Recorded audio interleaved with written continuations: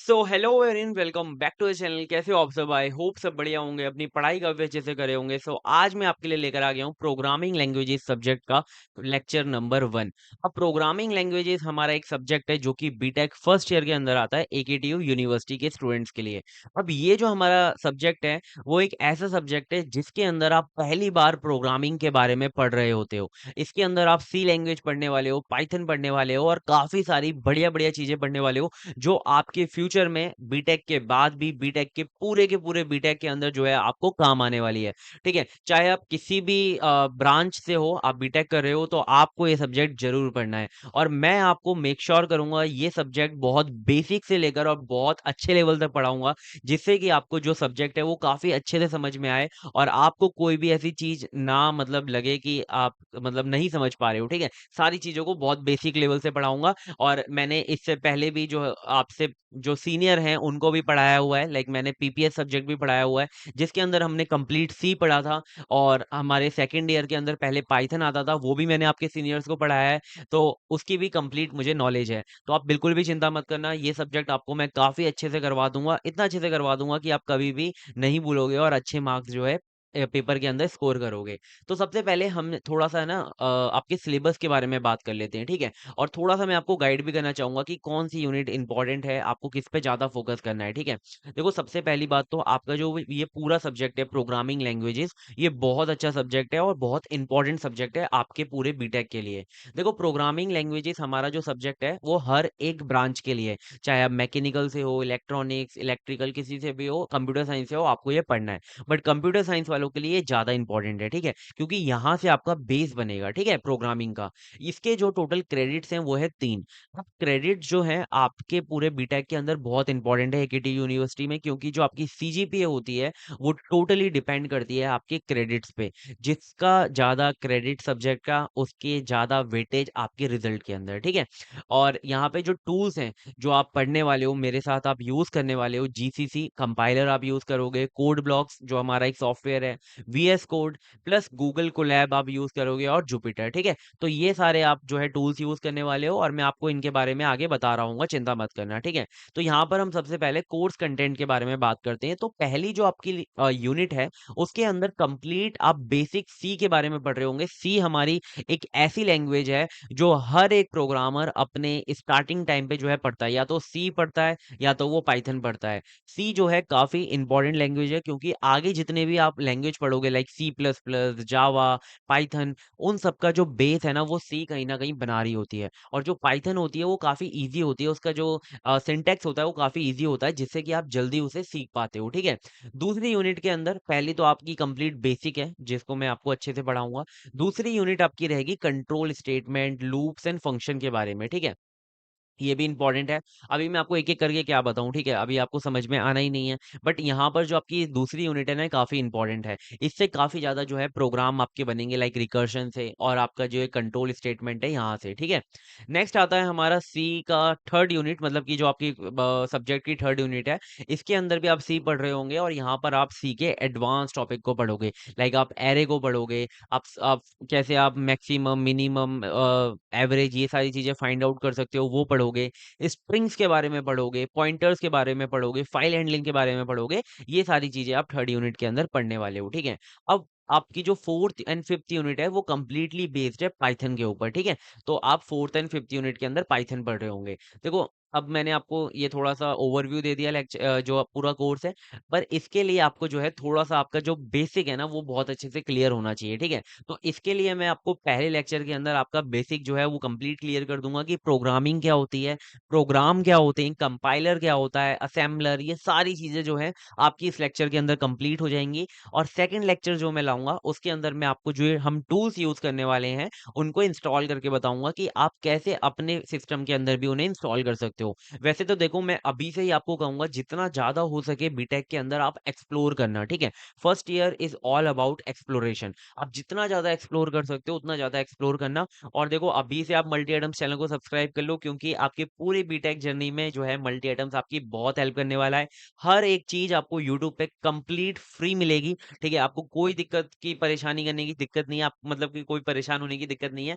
आपको जितने भी आपके सब्जेक्ट्स हैं वो हमारे चैनल पे आ रहे होंगे, आपको कोई भी कोर्स वगैरह बाय करने की कोई नीड नहीं है, ठीक है? और अगर देखो, अगर आप हमसे भी नहीं पढ़ना चाहते ना, तो मैं आपसे कहूँगा कहीं पर भी आपको कोर्स बाय करने की बीटेक के अंदर ज़रूरत ही नहीं है, ठीक है? बीटेक के अंदर आपको सारी चीज़ें फ्री में यूट्यूब पे मिल जाती है, ठीक है? या फिर गूगल, चैट जीपीटी इन सब पे मिल जाता है। तो जितना ज़्यादा एक्सप्लोर हो सकता है उतना ज़्यादा करो, ठीक है? ये मतलब मेरी एक एडवाइस थी, ठीक है? अब हम स्टार्ट करते हैं इस लेक्चर को बिना देरी करे, ठीक है? अब बहुत ज़्यादा ज्ञान दे दिया मैंने आपको, ठीक है? तो एज़ अ सीनियर बस बता रहा था, ठीक है? सबसे पहले स्टार्ट करते हैं कि भाई अब प्रोग्रामिंग लैंग्वेज हमारे सब्जेक्ट का नाम है, ठीक है? उसके अंदर प्रोग्रामिंग क्या होती है? अब देखो, हमारी जो कंप्यूटर होता है उसे आपको पता है कि वो उसके पास कोई ऐसा ब्रेन तो नहीं है हमारी तरह जो हर एक चीज़ कर पाए बिना किसी इंस्ट्रक्शन के, बिना किसी भी कमांड के, ठीक है?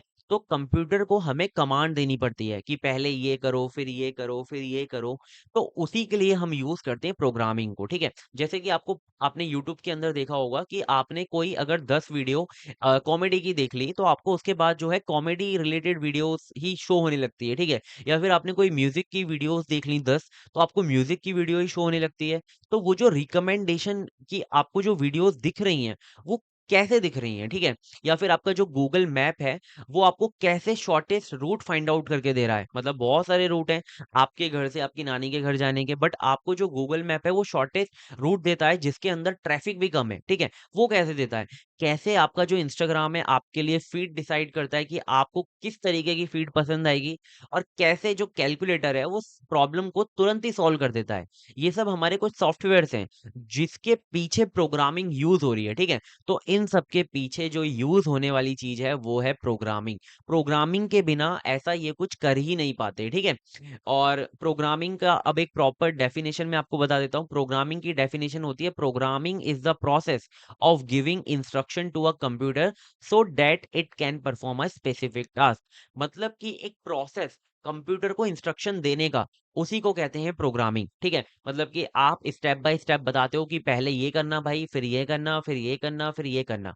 अब ये जो आपने 4 स्टेप दिए, और ये जो आपने इंस्ट्रक्शन कंप्यूटर को दी, इसी प्रोसेस को हम कहते हैं प्रोग्रामिंग, ठीक है? अब यहाँ पर हम इंस्ट्रक्शन की बात कर रहे हैं। इंस्ट्रक्शन क्या होती है, वो हम अभी आगे देखेंगे, ठीक है? वो भी बहुत सिंपल है। तो प्रोग्रामिंग आई थिंक आपको क्लियर है।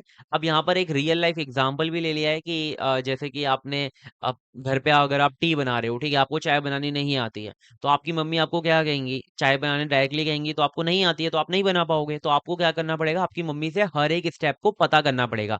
तो आपकी मम्मी बताएँगी कि पहले भाई गैस को ऑन करो, चाय का जो पतीला है वो रखो, उसके अंदर सबसे पहले जो पानी है उसे डालो, उसे गर्म होने दो, फिर उसके अंदर चाय पत्ती डालो, चीनी डालो, उसे बॉयल होने दो, देन दूध डालो, फिर जो भी इंग्रेडिएंट्स हैं वो डालो, और चाय आपकी बन जाएगी। तो ये जो इंस्ट्रक्शन आपकी मम्मी ने आपको दिए, उस प्रोसेस को ही जो है प्रोग्रामिंग कहा जाता है। यहाँ पर बस आपकी जगह पर कंप्यूटर आ जाएगा, और मम्मी की जगह पर आप आ जाओगे जो कि प्रोग्रामर है, ठीक है? प्रोग्रामर कंप्यूटर को इंस्ट्रक्शन देता है, ठीक है? क्लियर है? सो अब ये जो सब्जेक्ट है प्रोग्रामिंग लैंग्वेज, आप बोलोगे भैया ये तो प्रोग्रामर्स के लिए है, ठीक है, कंप्यूटर साइंस वालों के लिए है, तो हमें हर एक ब्रांच को क्यों दिया हुआ है? तो देखो, कंप्यूटर साइंस वालों के लिए तो इम्पोर्टेंट ही है कि आप यहाँ पे सॉफ्टवेयर्स को डेवलप कर रहे होंगे, बट अब जो मैकेनिकल वाले स्टूडेंट्स इसे पढ़ रहे हैं, वो क्यों पढ़ रहे हैं? तो आप आगे जाके जो है अपने ब्रांच के अंदर एक सब्जेक्ट आप पढ़ने पढ़ने वाले हो, सीएनसी मशीन्स के बारे में, रोबोट्स के बारे में। तो उन्हें कंट्रोल आप कैसे करोगे? सीएनसी मशीन को या फिर रोबोट्स को आप कंट्रोल करोगे with the help of programming. तो इसके लिए आप प्रोग्रामिंग पढ़ रहे हो। अब सिविल इंजीनियरिंग क्यों पढ़ रहे हैं भाई? सिविल इंजीनियर्स क्यों पढ़ रहे हैं? तो आप जो भी स्ट्रक्चरल डिजाइन सॉफ्टवेयर बनाते हो, ठीक है, उसकी हेल्प, उसके अंदर जो है वो आपकी प्रोग्रामिंग लग रही होती है, ठीक है? अब इलेक्ट्रिकल वाले क्यों पढ़ रहे हैं? तो आप आगे जाके स्मार्ट ग्रिड्स के बारे में पढ़ोगे, ऑटोमेशंस के बारे में पढ़ोगे, सोलर पैनल्स, इन सब के बारे में पढ़ोगे, तो उसके अंदर भी उन्हें कंट्रोल करने के लिए प्रोग्रामिंग यूज हो रही होती है। क्योंकि हर एक जगह पर आज के टाइम पे ऑटोमेशन सॉफ्टवेयर्स जो हैं आ चुके हैं, और उनके बिहाइंड द सीन कौन काम कर रहा है? यही कोडिंग जो है वो हो रही है, ठीक है? अब इलेक्ट्रॉनिक्स इंजीनियर माइक्रो कंट्रोलर्स को एम्बेडेड इलेक्ट्रॉनिक्स के लिए तो बहुत इंपॉर्टेंट है, ठीक है? उनको कंट्रोल करने के लिए प्रोग्रामिंग यूज होती है, ठीक है? तो आपको समझ में आ गया होगा कि क्यों हर एक जो है इसे पढ़ता है, ठीक है? क्लियर है? अब चाहे कोई भी ब्रांच हो, ये एसेंशियल स्किल्स है, आपको प्रोग्रामिंग आनी चाहिए, ठीक है? अब देखो जो कंप्यूटर है ना वो कभी भी कुछ सोचता नहीं है, मतलब कि मशीन है वो भाई। आप जो उसे बोल दोगे वो कर देगा, ठीक है। जैसे कि आपने रोबोट पिक्चर देखी थी, उसके अंदर चिट्ठी था, ठीक है। चिट्ठी क्या करता था, उसे जो भी बोलते थे वो तुरंत कर देता था। जैसे कि उसकी मम्मी ने उसे कमांड दे दिया था कि टीवी खोल दो, ठीक है। तो भाई उसे तो हिंदी इतना अच्छे से नहीं पता कि टीवी खोल दो का मतलब वो ये बोलना चाह रही है कि टीवी को ऑन कर दो। उसने क्या किया, टीवी को पूरा खोल दिया था, नीचे फेंक दिया था, ठीक है। तो कंप्यूटर जो है कभी भी कोई चीज सोचता नहीं है।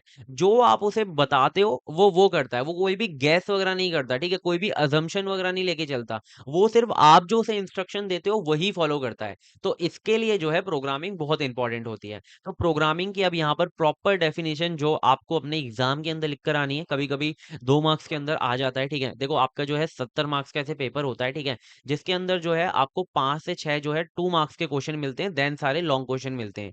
तो 2 मार्क्स वाले जो क्वेश्चन होते हैं ना, वो यहीं कहीं से आ रहे होते हैं कि प्रोग्रामिंग क्या होती है, प्रोग्राम क्या होता है, ये सारी चीजें, ठीक है। प्रोग्रामिंग की यहाँ पर आप प्रॉपर डेफिनेशन देख सकते हो कि programming is the process of designing and writing a set of instruction using programming language, ठीक है। अब प्रोग्रामिंग लैंग्वेज आ गया यहाँ पे, ये क्या होती है आगे देखेंगे। So that a computer can perform a specific task correctly and efficiently, अच्छे से कर पाए और सही तरीके से कर पाए, ठीक है। तो प्रोग्रामिंग लैंग्वेज एक सिंपल सा प्रोसेस है जिसके अंदर हमारी जो इंस्ट्रक्शंस होती हैं, जो सेट ऑफ इंस्ट्रक्शंस होती है, उसे हम डिजाइन करते हैं और लिखते हैं, जिससे कि कंप्यूटर जो स्पेसिफिक टास्क है उसे करेक्टली और इफिशिएंटली फास्ट वे में जो है कर पाए। प्रोग्रामिंग के अंदर ये बहुत जरूरी होता है। अभी आप आगे जाके जब प्रोग्रामिंग जो प्रॉब्लम्स होती हैं उन्हें जब सॉल्व करोगे, तो उसके अंदर मतलब आपका जो दोस्त है, ठीक है, आप हो गए, एक आपका दोस्त हो गया, ठीक है। ये दोनों ही प्रोग्राम लिखेंगे अलग अलग, ठीक है। और दोनों ही जो प्रोग्राम है एक प्रॉब्लम को जो है सॉल्व कर रहे होंगे। बट ऐसा हो सकता है कि आपका वाला प्रोग्राम ज्यादा इफिशिएंट हो और आपके दोस्त का जो प्रोग्राम है वो इफिशिएंट ना हो। तो वो भी हमें ध्यान रखना होता है कि जब भी हम प्रोग्राम लिखें तो हमारा जो प्रोग्राम है वो इफिशिएंट होना चाहिए, ठीक है। क्लियर है। अब हम आगे बढ़ते हैं। करेक्ट तो होना ही चाहिए और इफिशिएंट भी होना चाहिए। अब प्रोग्राम क्या होता है, प्रोग्राम कुछ नहीं होता, जो हमारी इंस्ट्रक्शंस होती है उनके कलेक्शन को ही हम प्रोग्राम कहते हैं, ठीक है। जो प्रोग्रामिंग लैंग्वेज के अंदर लिखा होता है और कंप्यूटर को अनेबल करता है कि वो कोई स्पेसिफिक टास्क कर पाए। जैसे कि आपने एक कैलकुलेटर जो है वो मतलब बनाया, ठीक है। आप suppose you want to calculate marks, one instruction is not enough. अब आपको जो है आपने मतलब एक प्रोग्राम लिखा जो क्या करना चाहता है, वो आपकी जो मार्क्स है उन्हें कैलकुलेट करना चाहता है। तो मार्क्स को कैलकुलेट करने के लिए आप एक सिंगल लाइन ऑफ कोड नहीं लिख सकते। तो मार्क्स को कैलकुलेट करने के लिए आप सबसे पहले सारे सब्जेक्ट के जो मार्क्स हैं, देखो आप ही देखो कि अगर आपको मार्क्स को जो है कैलकुलेट करना है, 1 मिनट, हाँ।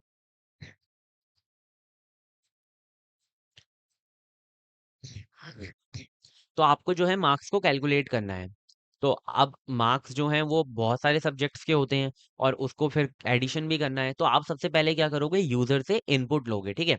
आप सबसे पहले क्या करोगे, यूजर से इनपुट लोगे। क्या क्या इनपुट लोगे, सब्जेक्ट 1 के मार्क्स, सब्जेक्ट 2 के मार्क्स, सब्जेक्ट 3 के मार्क्स, सब्जेक्ट 4 के मार्क्स, इस तरीके से आप जो है यूजर से इनपुट लोगे। फिर आप क्या करोगे, सब्जेक्ट 1 +2 +3 +4 जितने भी सब्जेक्ट उसने एंटर करे उन्हें ऐड करोगे, ठीक है। फिर क्या करोगे, आप उनका परसेंटेज निकालो। तो परसेंटेज निकालने के लिए आप पहले सबका समेशन जो है, वो जो आपको सम मिला है वो आप क्या करोगे, उसे नंबर ऑफ सब्जेक्ट से डिवाइड कर दोगे और 100 से मल्टीप्लाई कर दोगे। तो आपको परसेंटेज मिल जाएगा। तो इतना सारा जो काम है आप सिंगल इंस्ट्रक्शन के अंदर तो नहीं लिख सकते, आपको मल्टीपल जो है इंस्ट्रक्शन लिखनी पड़ेगी।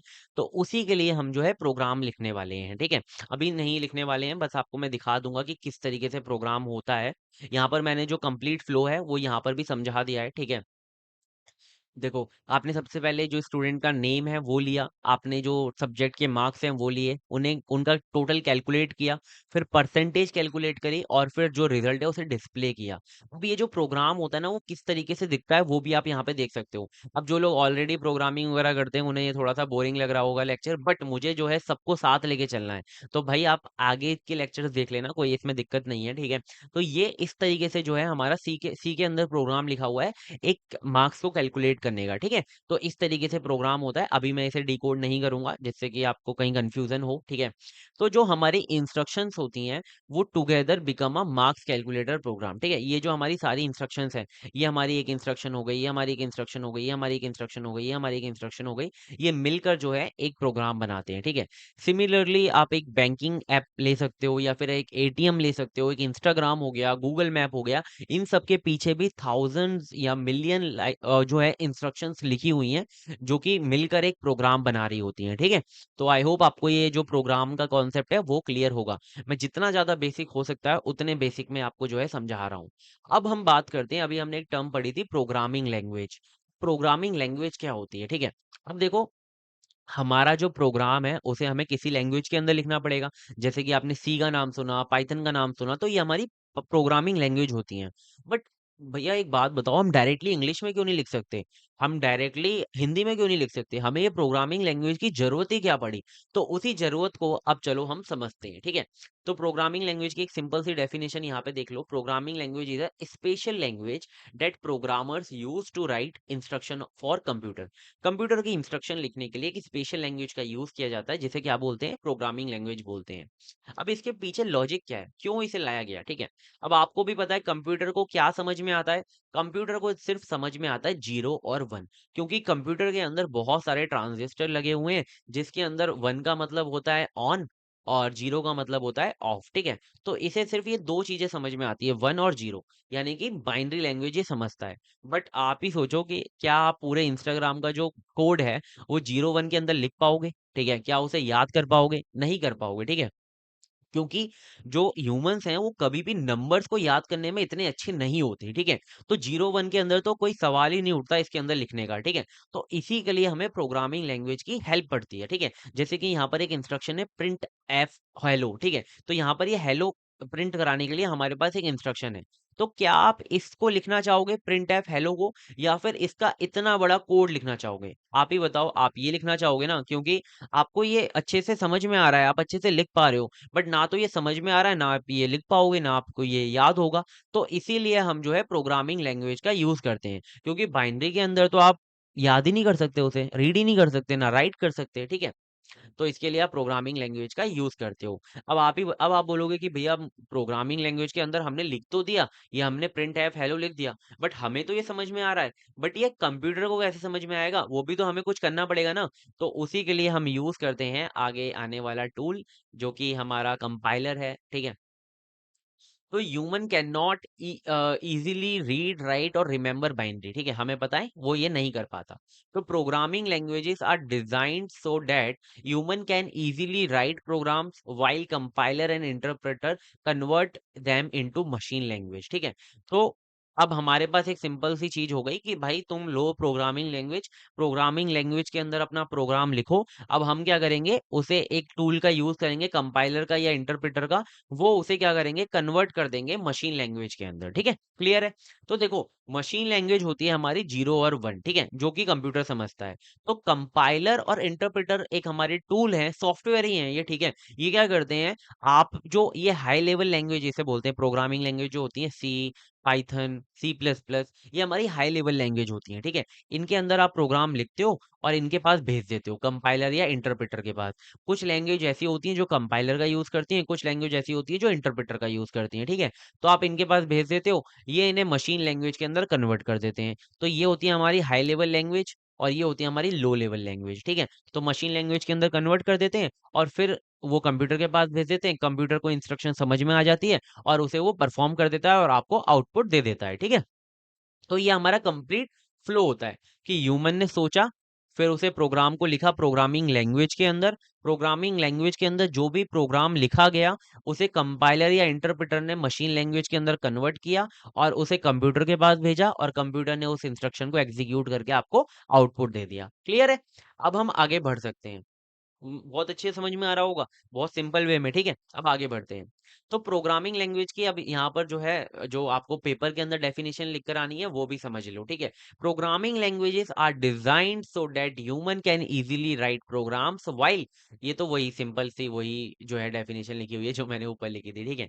तो आप प्रोग्रामिंग लैंग्वेज के ना कुछ टाइप्स देख लेते हैं, जिनको आप मतलब आपका होमवर्क भी रहेगा कि आपको इनके बारे में थोड़ा और पढ़ना है, ठीक है। इनके बारे में यूट्यूब पर एक एक वीडियो देखो, या फिर चैट जीपीटी से टेक्स्ट करो, चैट जीपीटी से पूछो, वो आपको बताएगा इनके बारे में और डीपली, ठीक है। जिससे कि आपको जो है डिसाइड हो पाए कि आप किस प्रोग्रामिंग लैंग्वेज के अंदर जो है अच्छे से पढ़ोगे, एडवांस में पढ़ोगे, ठीक है। तो देखो, एग्जाम्पल सबसे पहले आता है हमारा सी का, ठीक है। तो सी हमारी one of the oldest and most powerful languages है, ठीक है। देखो, सबसे जो हमारी पहली लैंग्वेज थी प्रोग्रामिंग वो थी फोर्टॉन, ठीक है, फोर्टॉन। और सी जो है वो भी एक ओल्डेस्ट प्रोग्रामिंग लैंग्वेज है और बहुत ज़्यादा पावरफुल लैंग्वेज है, ठीक है। फास्ट है, एफिशिएंट है, और ये हमारी ऑपरेटिंग सिस्टम और एम्बेडेड सिस्टम के अंदर यूज होती है, ठीक है। तो ये काफ़ी अच्छी है, और इससे जो है आपके स्ट्रॉन्ग प्रोग्रामिंग लॉजिक जो है बिल्ड होते हैं, ठीक है। तो सी इसके लिए आपको जो है स्टार्टिंग में पढ़ाई जाती है। फिर आती है आपकी पाइथन। पाइथन का जो लर्न करना है वो काफ़ी इजी है, ठीक है, पाइथन को। इसके जो सिंटैक्स होते हैं वो काफ़ी सिंपल होते हैं, और ये ज़्यादातर यूज़ होती है एआई के अंदर, मशीन लर्निंग के अंदर, डेटा साइंस के अंदर, ऑटोमेशन, वेब डेवलपमेंट, इन सब के अंदर जो है पाइथन यूज़ होती है। एक जावा हो गई और एक पाइथन हो गई, ये आप हर एक फील्ड के अंदर देखोगे जो ये आ जाती हैं काम, ठीक है। तो ये दोनों ही लैंग्वेज काफ़ी अच्छी हैं। जावा हमारी एंड्रॉयड एप्लीकेशन के अंदर यूज़ हो रही होती है, वेब डेवलपमेंट के अंदर भी यूज़ हो रही होती है, एंटरप्राइज सॉफ्टवेयर के अंदर, बैंकिंग सिस्टम्स के अंदर भी यूज़ हो रही होती है, ठीक है। जावा काफ़ी पुरानी लैंग्वेज है। फिर आती है सी प्लस प्लस। अब सी प्लस प्लस हमारी जो है ये भी एक फास्ट एंड एफिशिएंट लैंग्वेज है, जो कि आप बहुत लोग जो है सीपी के लिए, कॉम्पिटिटिव प्रोग्रामिंग के लिए यूज करते हैं, मतलब डीएसए वगैरह सीखने के लिए। गेम डेवलपमेंट के अंदर ये यूज होती है क्योंकि ये काफी इफिशिएंट होती है, हाई परफॉर्मेंस सॉफ्टवेयर के अंदर यूज हो रही होती है। फिर आती है हमारी जावा स्क्रिप्ट, जिसे आप ज्यादातर जो है वेबसाइट डेवलपमेंट के अंदर सीख रहे होंगे। ये वेब ब्राउजर के अंदर जो है रन हो जाती है, ठीक है। आप मतलब अपने ब्राउजर के अंदर इंस्पेक्ट करके जो कंसोल पे जाओगे तो आप इसे रन कर सकते हो, ठीक है। जब आप इसे पढ़ोगे तो आप देख लेना, अभी इसके बारे में ज़्यादा डिटेल में नहीं जा रहे, ठीक है। Front end and back and development दोनों में यूज़ होती है। तो ये हमारे प्रोग्रामिंग लैंग्वेज के अंदर कुछ ये मतलब आपको ऐसा हो सकता है कि कुछ चीज़ें ऊपर से गई हों, तो कोई दिक्कत की बात नहीं है। आपको यहाँ पर सिर्फ सी और पाइथन को समझना है, ठीक है। अब हम आगे बढ़ते हैं, ठीक है। अब आता है कि कंपाइलर क्या होता है। यहाँ पर हमने कंपाइलर को समझ लिया वैसे, ठीक है। कंपाइलर क्या करता है, कंपाइलर जो हमारी प्रोग्रामिंग लैंग्वेज है उसे मशीन लैंग्वेज के अंदर प्रोग्राम को कन्वर्ट करता है, ठीक है। कंपाइलर को थोड़ा सा डिटेल में पढ़ते हैं, क्योंकि कभी कभी लॉन्ग क्वेश्चन आ जाता है कंपाइलर के ऊपर कि कंपाइलर है क्या, उसके स्टेप्स बताओ कैसे वो कन्वर्ट कन्वर्ट कर रहा है, ठीक है। तो चलो स्टार्ट करते हैं। और कंपाइलर और इंटरप्रेटर के बीच में भी डिफरेंस पूछा जाता है, और ये भी पूछा जाता है कि कौन सी लैंग्वेज कंपाइलर को यूज करती है, कौन सी लैंग्वेज इंटरप्रेटर को यूज करती है, तो उसे भी देख लेते हैं, ठीक है। तो कंपाइलर होता क्या है। कंपाइलर एक हमारा सॉफ्टवेयर प्रोग्राम होता है, ठीक है। ये भी एक हमारा प्रोग्राम ही है, मतलब कि सेट ऑफ इंस्ट्रक्शन ही है। ये क्या करता है, कन्वर्ट करता है जो आपका एंटायर सोर्स कोड होगा, ठीक है। जो भी आपका प्रोग्राम होता है ना उसे सोर्स कोड कहा जाता है। जैसे कि इंस्टाग्राम का जो कंप्लीट प्रोग्राम होगा वो उसे सोर्स कोड कहा जाएगा, या फिर आप आगे जाके जब प्रोजेक्ट्स बनाओगे तो आप जो है जो कंप्लीट प्रोग्राम बनाओगे उसे हम सोर्स कोड कहते हैं, ठीक है। आपके टूल का, इन प्रोजेक्ट का सोर्स कोड को क्या करता है, मशीन कोड के अंदर कन्वर्ट करता है बिफोर एग्जीक्यूशन, मतलब कि एग्जीक्यूशन होने से पहले, क्योंकि कंप्यूटर तो मशीन कोड को एग्जीक्यूट करेगा ना, ठीक है। तो ये काम हमारा कंपाइलर का होता है, बट ये करता कैसे, स्टेप बाय स्टेप वो देखते हैं, ठीक है।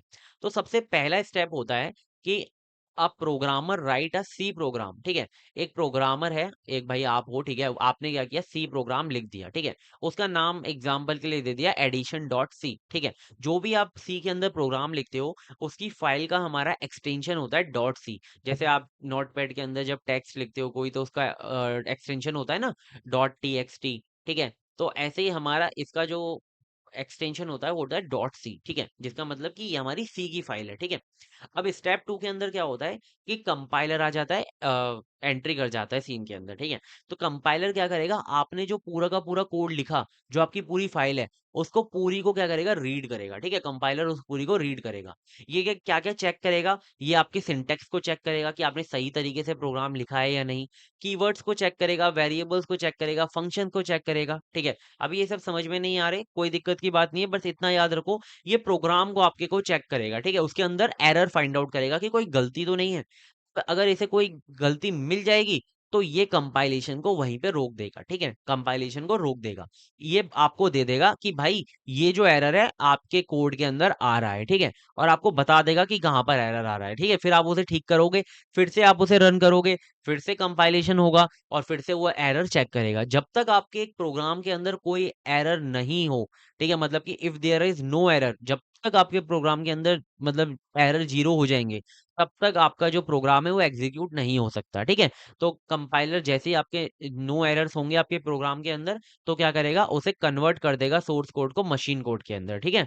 अब एग्जीक्यूट, अब मतलब जैसे कि आपने यहाँ पर एडिशन डॉट सी बनाया था ना, एडिशन डॉट सी, जिसके अंदर क्या था, सी प्रोग्राम था, ठीक है। तो अब कंपाइलर उस सोर्स कोड को कन्वर्ट कर देगा मशीन कोड के अंदर। अब मशीन कोड कहीं पर तो लिखना पड़ेगा ना, तो मशीन कोड के लिए ये क्या करेगा, एग्जीक्यूटेबल एक फाइल बना देगा, ठीक है। जैसे आपकी जो फाइल थी वो थी एडिशन डॉट सी, उसे कन्वर्ट करने के बाद एक एग्जीक्यूटेबल फाइल बना देगा एडिशन डॉट ई एक्स सी, ठीक है, जिसके अंदर आपका मशीन कोड रहने वाला है। अब यूजर क्या करेगा, उस एग्जीक्यूटेबल जो फाइल है उसे रन करेगा और आपका जो सीपीयू है उस मशीन कोड को एग्जीक्यूट कर देगा और आपको जो आउटपुट है वो मिल जाएगा, ठीक है। क्योंकि जो सीपीयू है वो डायरेक्टली डॉट सी वाली फाइल को नहीं समझ सकता, ठीक है। इसके लिए उसे मशीन लैंग्वेज के अंदर चाहिए होता है, ठीक है। तो अभी आपको अगर नहीं समझ में आया तो थोड़ा सा मैं इसे बता देता हूँ इजी वे में, ठीक है। तो आपके पास एक प्रोग्राम है, ठीक है, यहाँ पर एडिशन का आपने कुछ प्रोग्राम लिखा, ठीक है।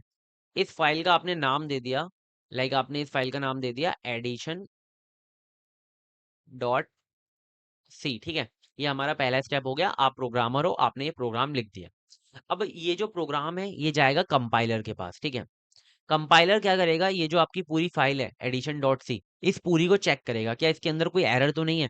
अगर कोई एरर आएगा तो वो रुक जाएगा और आपको बताएगा कि भाई एरर आ गया है, इसको पहले जो है ठीक करो, ठीक है। तो आप क्या करोगे, इस एरर को ठीक करोगे, अपने कोड को जो है, जो भी बग आ रहा है उसे डीबग करोगे, ठीक है, ठीक करोगे। और फिर आप वापस से उसे जो है कंपाइलर को भेज दोगे।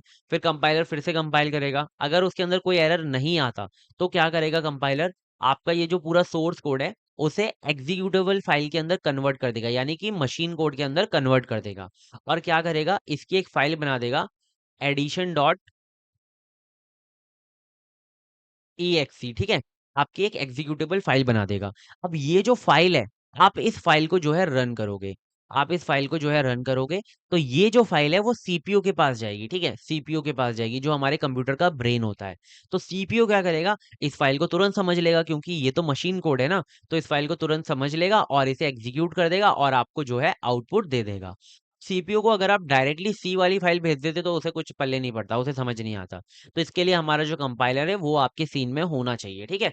तो आई थिंक आपको ये जो है मैंने बहुत अच्छे से समझा दिया, आपको समझ में आ गया होगा, ठीक है। इसी तरीके से मैं आपको सारे टॉपिक समझाऊंगा, चिंता मत करो, बिल्कुल स्टेप बाय स्टेप, ठीक है। अब बढ़ते हैं नेक्स्ट, एडवांटेजेस क्या है आपके कंपाइलर के। तो देखो, आपका जो कंपाइलर होता है ना, वो काफी एग्जीक्यूशन को फास्ट कर देता है, ठीक है, क्योंकि वो एक साथ सारे प्रोग्राम को पढ़ रहा है और जो एरर डिटेक्शन है वो भी करता है, कोई एरर नहीं रहने देता। ऑप्टिमाइजेशन, आपका जो मशीन कोड है वो ऑप्टिमाइजली प्रोड्यूस हो जाता है, ठीक है, आपको बेटर परफॉर्मेंस देता है। तो ये सब इसके एग्जाम्पल हैं, ये आपको पता ही होगा, ठीक है। डिसएडवांटेजेस की बात करते हैं, तो कंपाइलेशन जो टास्क होते हैं उनमें काफ़ी टाइम लग जाता है अगर आपका जो प्रोग्राम है काफ़ी लार्ज है, ठीक है। क्योंकि आपका जो प्रोग्राम है पहले उसे कंपाइल करना पड़ेगा, फिर उसे एग्जीक्यूट करना पड़ेगा, तो काफ़ी टाइम लग जाता है। आप जो है can not execute until error are fixed, जब तक आपके एरर फिक्स नहीं होंगे जब तक आप उसे एग्जीक्यूट नहीं कर पाओगे, ठीक है।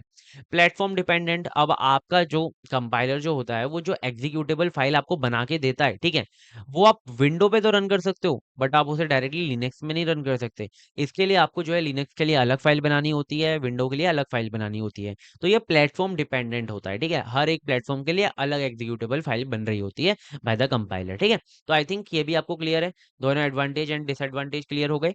बढ़ते हैं आगे कि कौन कौन सी लैंग्वेजेस जो होती हैं वो कंपाइलर को यूज करती हैं, ठीक है। तो एक हमारी सी हो गई, ठीक है, सी प्लस प्लस हो गई, रस्ट हो गई, गो हो गई। ये हमारी कुछ ऐसी लैंग्वेजेस हैं जो कंपाइलर को यूज करती है, ठीक है। और जो और भी लैंग्वेज हैं जो इंटरप्रेटर को भी यूज करती हैं, ठीक है, वो हम आगे देखेंगे। तो देखो अब हमारे कंपाइलर्स के एग्जांपल क्या होते हैं। मैंने बोला कंपाइलर है तो सॉफ्टवेयर ही ना, ठीक है। तो जीसीसी है एक हमारा, और हमारा टर्बो सी है जो आप काफी बार देखोगे कंप्यूटर। अब तो पता नहीं कॉलेज यूज करते हैं नहीं करते, ये बहुत ओल्ड हो गया, बट कॉलेज अभी भी यूज करते हैं। सी लैंग है, ठीक है। तो ये हमारे कुछ कंपाइलर्स हैं जो यूज होते हैं, ठीक है। आई थिंक ये क्लियर है, आप सी के अंदर जो है जीसीसी ही पढ़ रहे होंगे, ठीक है, जो जेएनयू कंपाइलर है, और जीएनयू, ठीक है, जीएनयू कंपाइलर है। सो यहाँ पर एक मैंने फ्लो भी बनाया हुआ है कि कंपाइलर क्या करता है, कन्वर्ट कर देता है एंटायर प्रोग्राम को एक एग्जीक्यूटेबल फाइल के अंदर, ठीक है। तो ये इतना क्लियर है। अब हम आगे बढ़ते हैं। तो यहाँ पर आप देखना ये वाला जो है ना, ये डायग्राम बहुत इंपॉर्टेंट है। ये आप आगे जब इंटरप्रेटर पढ़ोगे ना, देखो ये तो एग्जीक्यूटेबल फाइल के अंदर कन्वर्ट कर देता है, बट इंटरप्रेटर क्या करता है वो हम देखते हैं, ठीक है।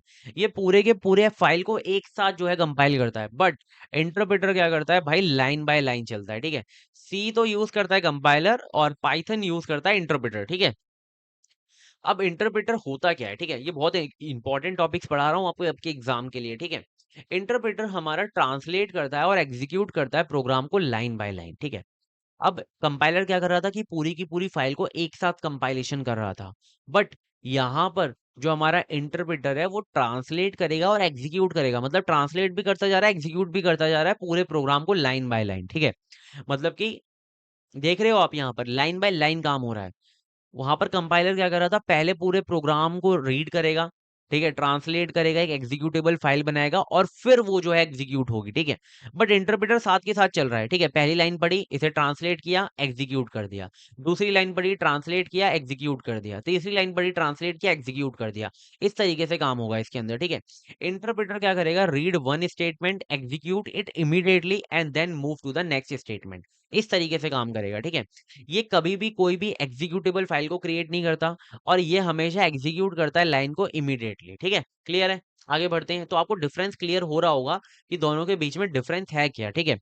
एडवांटेजेस क्या है कि इसके अंदर डिबगिंग करना काफी इजी होता है, क्योंकि जैसे ही एरर आएगा ये तुरंत जो है रुक जाता है, तो आपको इमीडिएटली पता चल जाता है कि एरर आया कहाँ है, ठीक है। यहाँ पर कोई भी कंपाइलेशन करने की जरूरत ही नहीं है, कोई भी एग्जीक्यूटेबल फाइल बनाने की जरूरत ही नहीं है, ठीक है। और ये गुड फॉर बिगिनर्स होता है, पाइथन के लिए काफी बढ़िया है, ठीक है। फास्टर डेवलपमेंट इसके लिए होता है, ठीक है, और जो भी स्क्रिप्टिंग लैंग्वेज है उसके लिए यूज होता है। अभी हम आगे बढ़ेंगे जब आपको समझ में आएगा स्क्रिप्टिंग वगैरह के बारे में, ठीक है। और डिसएडवांटेजेस देखते हैं। तो इसके अंदर जो एग्जीक्यूशन होता है वो काफी स्लो होता है। क्यों?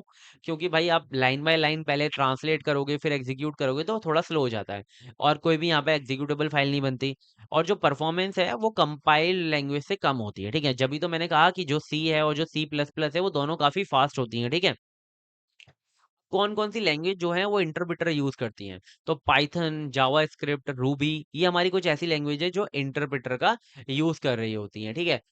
अब जैसे मैंने कंपाइलर के लिए एक डायग्राम बनाया था कि वो एग्जीक्यूटेबल फाइल बनाता है, उसके वैसे ही मैंने इंटरप्रेटर के लिए भी एक डायग्राम बनाना है कि इंटरप्रेटर क्या करता है, रीड करता है हर एक लाइन को और उसे एग्जीक्यूट करता है और दूसरी लाइन पे मूव कर जाता है, ठीक है।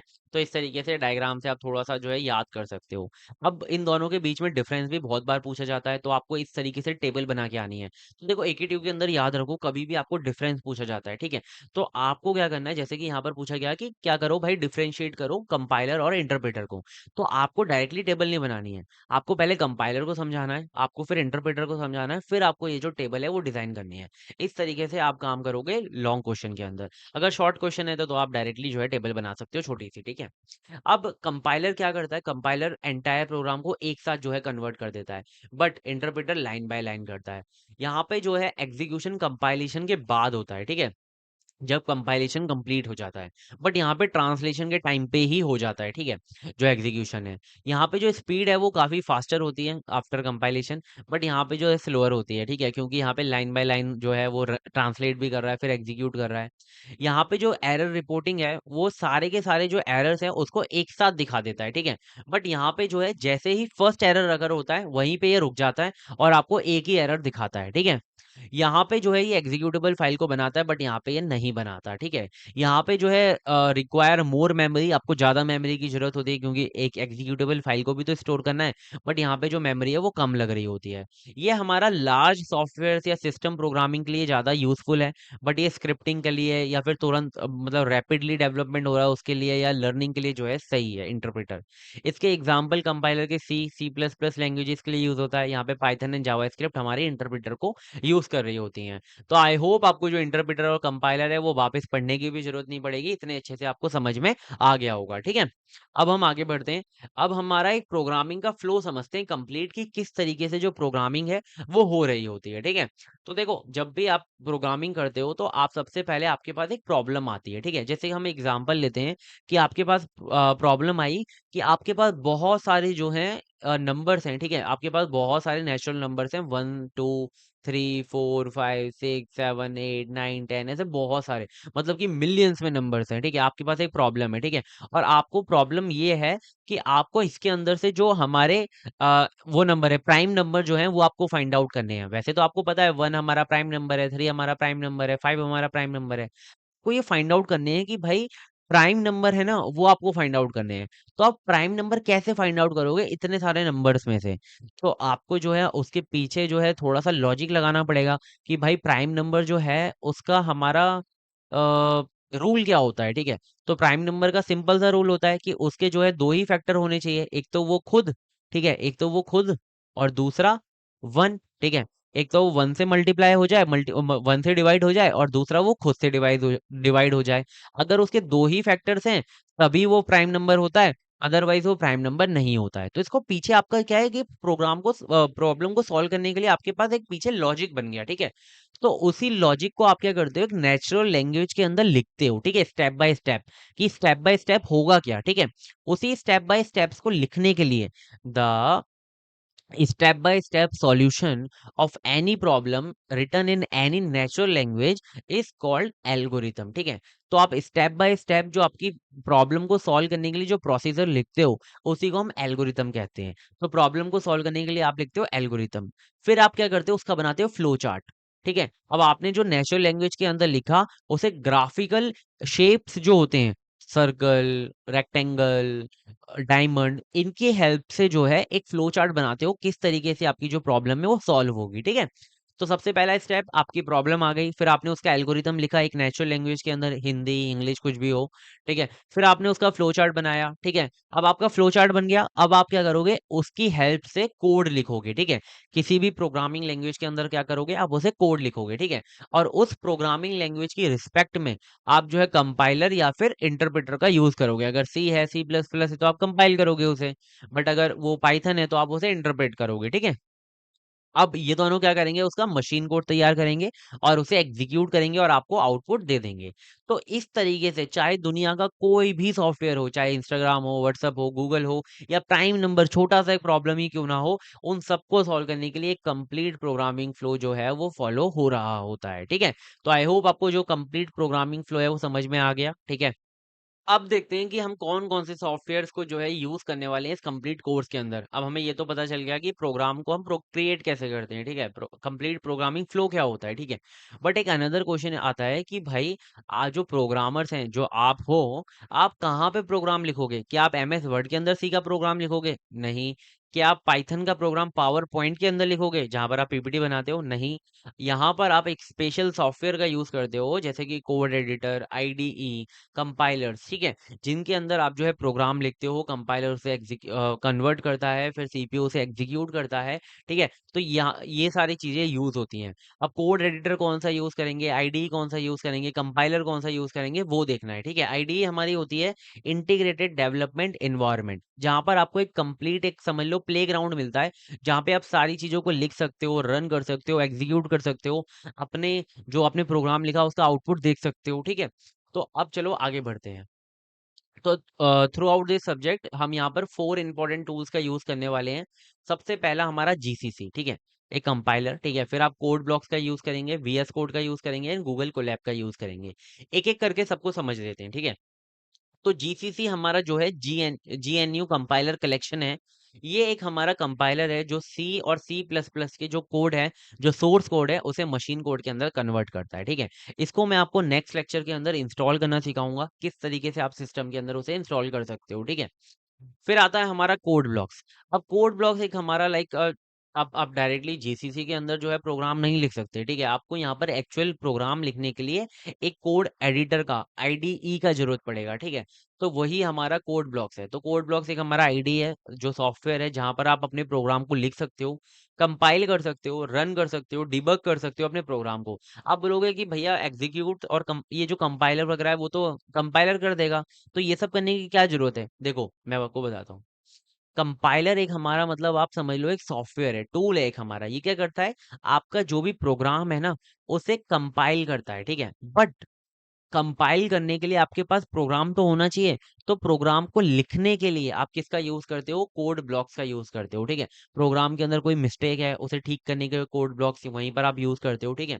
तो इसी तरीके से कोड ब्लॉक्स होता है। बट ज्यादातर हम अपनी वीडियोस के अंदर वीएस कोड यूज करेंगे, आपको मैं अभी बता दे रहा हूँ, और आप भी वीएस कोड का यूज करो जितना ज्यादा हो सके, ठीक है? वीएस कोड हमारा लाइक ये आप कह सकते हो कि हर कोई यूज करता है और हर एक लैंग्वेज को सपोर्ट करता है, ठीक है? मैक्सिमम। वीएस कोड क्या है? एक हमारा माइक्रोसॉफ्ट का टूल है, विजुअल स्टूडियो कोड, ठीक है? ये यहाँ पे जो प्रोफेशनल सॉफ्टवेयर डेवलपर्स हैं वो कोड ब्लॉक्स को यूज नहीं करते, वो ज्यादातर यूज करते हैं वीएस कोड को। वीएस कोड एक हमारा मॉडर्न कोड एडिटर डेवलपमेंट है जो कि माइक्रोसॉफ्ट की बाय द माइक्रोसॉफ्ट है। और कोड ब्लॉक्स की तरह वो ऐसा नहीं है कि कोड ब्लॉक्स जो है बहुत कम लैंग्वेज को जो है सपोर्ट करता है, बट हमारा जो वीएस कोड है वो काफी सारी प्रोग्रामिंग लैंग्वेजेस को सपोर्ट करता है। C, C plus plus, Python, Java, JavaScript, HTML, CSS, PHP, Go, Rust, almost every modern language सबको जो है ये वीएस कोड जो है सपोर्ट करता है। तो आप चाहे नेक्स्ट लेक्चर देखो या मत देखो, डायरेक्टली जो है गूगल पे जाओ, सर्च करो वीएस कोड डाउनलोड, और विंडो या मैक आपके हिसाब से जो है उसे डाउनलोड कर लो, ठीक है? लिनक्स, ठीक है? आपके हिसाब से, ठीक है? जिस भी आप ऑपरेटिंग सिस्टम के अंदर काम कर रहे हो उसके अंदर डाउनलोड कर लो, ठीक है? नेक्स्ट लेक्चर के अंदर मैं बता दूंगा कैसे करना है, ठीक है? फिर आता है गूगल कोलैब। अब देखो आपको ना कोई चीजें इंस्टॉल करने की जरूरत नहीं है, आप डायरेक्टली जो है ब्राउजर पे जाओ, अपने लैपटॉप के अंदर गूगल कोलैब को सर्च करो अपने ब्राउजर के ऊपर, और आप यहाँ पे डायरेक्टली जो है कोड कर सकते हो। ये हमारा ऑनलाइन प्लेटफॉर्म है जहाँ पर आप कोड को लिख सकते हो, पाइथन के प्रोग्राम को एग्जीक्यूट कर सकते हो डायरेक्टली, ठीक है? आपको मैं दिखा भी देता हूँ इसको, ठीक है? आप जाओ ब्राउज़र पे और सर्च करो गूगल कोलैब, ठीक है? आप यहाँ पे जाओगे तो यहाँ पर आपको गूगल कोलैब मिल जाएगा, ठीक है? यहाँ पे जस्ट न्यू नोटबुक पे क्लिक करो, आपकी जो नई नोटबुक है वो यहाँ पे बन जाएगी जहाँ पर आप अपना कोड कर सकते हो। अभी रेडी हो जाओ भाई जल्दी से ही। हाँ, रेडी हो गई, ठीक है? यहाँ पर आप डायरेक्टली जो है अपना प्रोग्राम लिख सकते हो, जैसे कि मैं पाइथन के अंदर लिखा मैंने प्रिंट कृष्णा, ठीक है? तो ये मैंने प्रोग्राम लिख दिया, इसको मैं यहीं पर जो है एग्जीक्यूट कर सकता हूँ, ठीक है? यहाँ पर आप इसे रन का बटन दबाओगे और ये प्रोग्राम यहीं पर जो है एग्जीक्यूट हो जाएगा, ठीक है? ये रन हो रहा है। थोड़ा सा भी पहला जो प्रोग्राम होता है वो आपका थोड़ा सा टाइम लेता है, बट नेक्स्ट प्रोग्राम से जो है काफ़ी इफिशिएंटली ये वर्क करता है, ठीक है? और यहीं पर जो है मैं आपको प्रोग्रामिंग पाइथन की करवा दूंगा, कोई दिक्कत की बात नहीं है। पाइथ आप उसके अंदर वीएस कोड के अंदर भी जो है कर सकते हो। आपको ऐड करना है, यहाँ से आपने ऐड किया, आपको कुछ और करना है, लाइक आपको कुछ एडिशन परफॉर्म करना है, तो आपने लिखा प्रिंट और यहाँ पे 5 + 6 + 7 लिख दिया। तो ये आपको करना है एग्जीक्यूट, तो आपका ये एग्जीक्यूट हो जाएगा। जस्ट यहाँ पे रन पे क्लिक करो, 18 आ गया, ठीक है? इस तरीके से आप जो है कोडिंग यहाँ पर भी कर सकते हो डायरेक्टली ऑनलाइन प्लेटफॉर्म पे, ठीक है? और भी ऐसे कई सारे, जैसे सी के लिए भी आपको ऑनलाइन प्लेटफॉर्म मिल जाएगा, जैसे कि आप डायरेक्टली सर्च करोगे यहाँ पे सी कंपाइलर, ठीक है? ऑनलाइन, तो आपका सी एक ये रहा ऑनलाइन सी कंपाइलर आपको मिल गया। यहाँ पर आप सी का कोड लिखो और एग्जीक्यूट करो, जैसे कि यहाँ पे ऑलरेडी लिखा हुआ है print start small ship something, ठीक है? तो यहाँ पर मैं इसे रन करूंगा, इसका जो एग्जीक्यूशन है ये देखो यहाँ पर आउटपुट आ गया। तो यहीं पर आप जो है कोड कर सकते हो, और मैं आपको बता दूंगा कि कैसे आप सिस्टम के अंदर भी जो है इंस्टॉल कर सकते हो। देखो ये हमारा सी का प्रोग्राम होता है, ठीक है। इसको मैं आपको जो है नेक्स्ट लेक्चर के अंदर बहुत अच्छे से समझाऊंगा, ठीक है। तो आई होप आपको इतना क्लियर होगा, बहुत अच्छे से सारी चीजें समझ में आ गई होंगी, ठीक है। और इनको मैंने एक टेबल के अंदर भी कंपाइल कर दिया है, यहाँ पे आप देख सकते हो, ठीक है। सो आई होप आपको इतना क्लियर होगा, ठीक है। और यहाँ पे देखो सी प्रोग्रामिंग के लिए आपको इन टूल्स की जरूरत पड़ेगी, जैसे कि जीसीसी की, या फिर कोड ब्लॉक्स की, या फिर वीएस कोड की। तो हम ज्यादातर वीएस कोड यूज कर रहे होंगे, ठीक है। सो आई होप आपको ये लेक्चर बहुत अच्छा पसंद आया होगा, ठीक है। और आप चाहते हो आप आगे और पढ़ना मेरे से, तो आप चैनल को अभी सब्सक्राइब कर लो। आपको सारे लेक्चर्स, इस सब्जेक्ट के सारे लेक्चर्स इसी चैनल पे मिलेंगे, कोई दिक्कत की परेशानी वाली बात नहीं है। आपके लिए मैं प्लेलिस्ट बना दूंगा, प्लेलिस्ट का जो लिंक है आपको डिस्क्रिप्शन में मिल जाएगा, उसको जो है बुकमार्क कर लेना, जिससे कि आपको जो वीडियोस आएंगी वो जल्दी से जल्दी मिलती रहे। और कोशिश करना कि आप साथ के साथ, जैसे आपका मैं लेक्चर्स करवा रहा हूँ उसके साथ के साथ जो है देखते जाओ लेक्चर्स, अपने नोट बनाते जाओ। और नोट्स वगैरह जो है आपको हमारे एप्लीकेशन मल्टी एटम्स पे मिल जाएंगे, प्ले स्टोर से डाउनलोड कर लेना, ठीक है। बाय बाय, मिलते हैं नेक्स्ट वीडियो में, तब तक के लिए take care and all the best for exams. अच्छे से पढ़ाई करो, अच्छे मार्क्स लाओ, बाय बाय।